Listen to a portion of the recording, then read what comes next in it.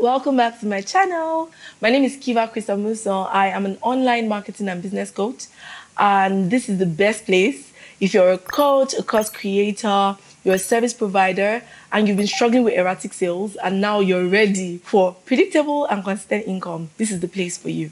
In today's video, I'm going to be giving you 5 steps to build your personal brand. But first, let's talk about why personal branding is important, or what are we even talking about when we say personal brand. Your personal brand is that image that you project. It's like, this is who I am. This is what I want to be known for.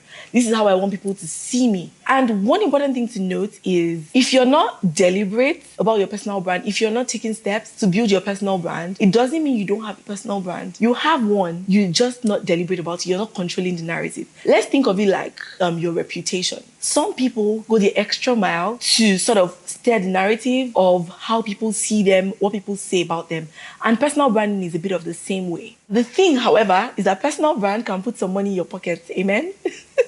So let's just touch briefly on some of the benefits of personal brand. The first one, which is a no-brainer, is people like to buy from people. People want to connect with people. And when you project your personal brand, it sort of endears people to you. That's what a personal brand does for you. Secondly, your personal brand helps you build authority. And we're going to talk about that a bit, because I feel like this word, everybody's throwing it around, thought leadership, authority building, but it is what it is. At the heart of building your personal brand, it's like you're putting your thoughts into the world, and people are, she's smart. She knows something, he knows something. And it sort of elevates how people see you. When they think about your industry, they start to think, when it comes to this industry, I think I know this guy, right? You become, and that's what they call the go-to expert. Dan Locke, one of my favorite people on the planet when it comes to the world of business, he puts it this way, you become the celebrity that nobody knows about, but you're the celebrity in your industry. You don't have to be like Kim Kardashian or someone in media, because those are the people we see. But when it comes to that world of what you do, you are literally popular in that space. And at the end of the day, you may not need the entire world to know you. You just need those people who need you to know you, so that when they want to pay someone for the service that you provide, they're coming to you, right? That's how it works. Now, another thing is, with personal branding, you literally start to get featured in media, because people will approach you to speak. Personal branding has a lot to do with positioning yourself, and you start to get invites. Sometimes you may have to put out a field there, let people know I'm available to speak. But many times, when you're doing well, people will literally approach you. I know this for sure, because when I first started doing my personal branding in line with Solidify My Business, I had people reach out to me when I thought I was doing nothing. They're like, oh, I went through your page. I loved your content. I saw what you did. I'm like, what did I do?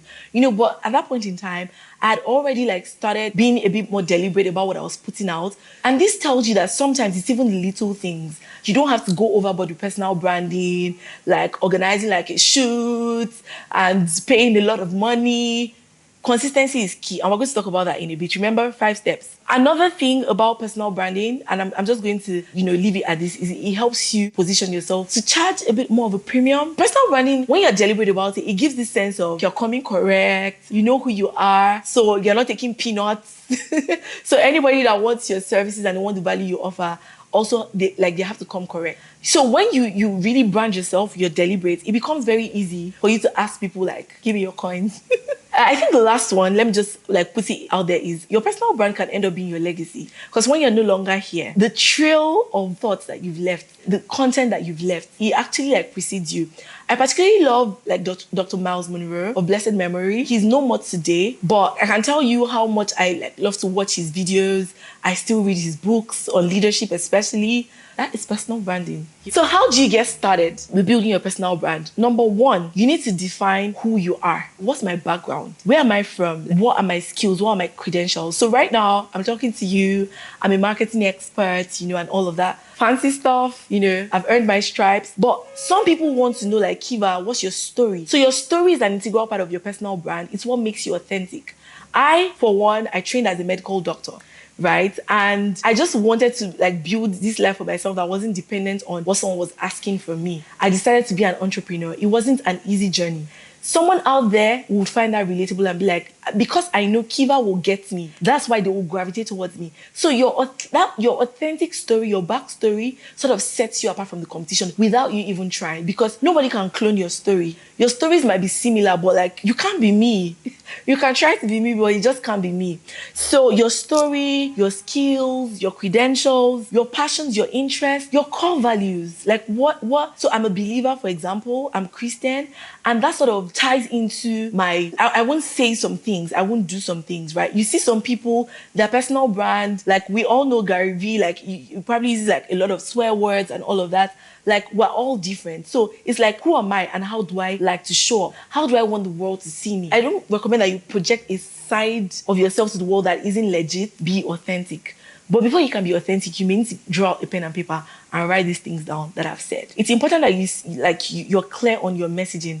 What do I have to offer the world and how am I going about it, right? Because it's the little things that really separate you.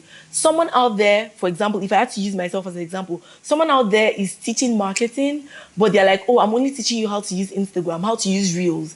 And that's like the specific thing that they teach. Someone else is like, oh, I'm going to show you everything. I want to give you a holistic perspective. Now, the second step is you need to know your target audience. I'm not even going to like waste time talking about this here because I have a video. Where I talk about your ideal customer avatar, and I'm just going to link it up here. Like, it should pop up, right here. And you can check that video just to really understand what it's about. But your target audience is essentially, who am I serving? You need to take it a step further to build what we call the buyer persona or your ideal customer avatar. And that's literally where you build like this whole person that has a life of their own. They have a name, their age, where they live, their likes, their dislikes, their struggles, and all of that stuff. The third thing is you need to have an irresistible offer. Now, this is one thing, right? Some people are like, Kieva, I really just want to build my personal brand as an investment. I'm not really like ready to sell anything. Good on you. That's so good because it means that you're just building. And when you're ready to sell, you have a ready audience. For your offer to be irresistible, it has to be an intersection of what you do best and what your audience wants the most. And this really ties into your audience's pain points. I talk about this in that ideal customer avatar video. So if you've not checked it out, you need to do that. There is something right now that is literally making your customers so uncomfortable. They've probably paid so many people money to try to solve this problem to no avail. And right there is where your irresistible offer lies. Once you're able to like communicate all these many faces I just described, it becomes an irresistible offer. I should probably do like a separate video where we really like just talk about an offer. If that's something you're interested in, let me know in the comment, right? But I'm going to move on to the next point, which is having a website. When you have a personal brand, there has to be somewhere on the internet where people can see what you're all about. Like, I'm not going to open your mind and be like, sis, what do you do? Now, the good thing about a funnel, and this word funnel just keeps coming up because like a funnel, it's so multifaceted. If you aren't ready for a website, somehow your funnel will help you because it means you have at least a page somewhere that people can get some extra information about you. Sometimes even your link in bio page that you put, that neat page where you put like details about you and you put it in your Instagram link in bio, sometimes that suffices for some people because when you put out all this beautiful content, people need to see what you're about and they need to have a way to contact you and reach out to you. Finally, the fifth thing, you need a content strategy. And I'm going to dwell here for a bit because this is key. Now, when you think of content strategy, I want you to think about the 3 C's. The 3 C's, the first is your content format. So choose your content format. The second is the carriers of this content, which could be like the platforms where you put this content on. And the third is consistency. Now, let me just delve a little bit into this.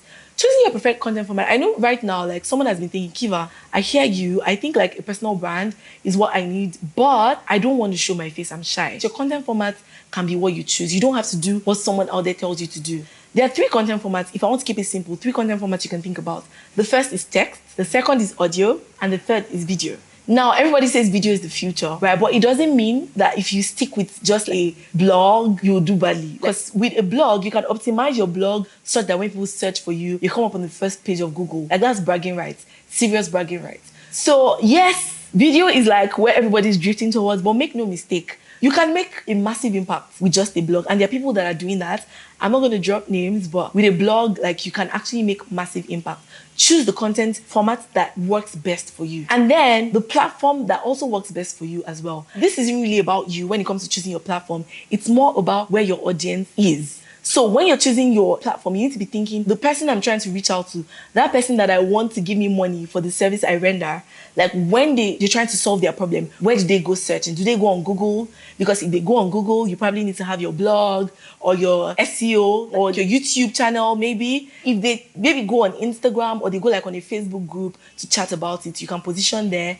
If there is some influencer that they follow, you might want to consider influencer marketing, right? But when it comes to like choosing the channel for your content, you need to think about where your clients are. And then finally, consistency. See, consistency is like everything I've been saying is nothing if you don't have consistency. With consistency, it's either you make it easy on yourself by choosing a very, very easy content format, or you outsource. If you're going to do it yourself, batching really helps. So when you want to create your content, you do it in batches. But if you can afford to outsource, then that really helps, because if you're going to have someone assist with writing your blog post or scheduling your Instagram content, you don't have to think about it. That person is getting paid to do it and just makes it really easy. So I hope you've been able to find these tips helpful. I hope I've been able to convince you and not confuse you how that content is really, really like at the heart of you building your personal brand and building authority. And I hope I've really just made it simple. If you found this helpful, let me know in the comments. And don't forget to subscribe to my channel. Turn on the bell icon as well so you can get notified when I release new beautiful videos like this to help you grow your business. See you in the next video. Bye.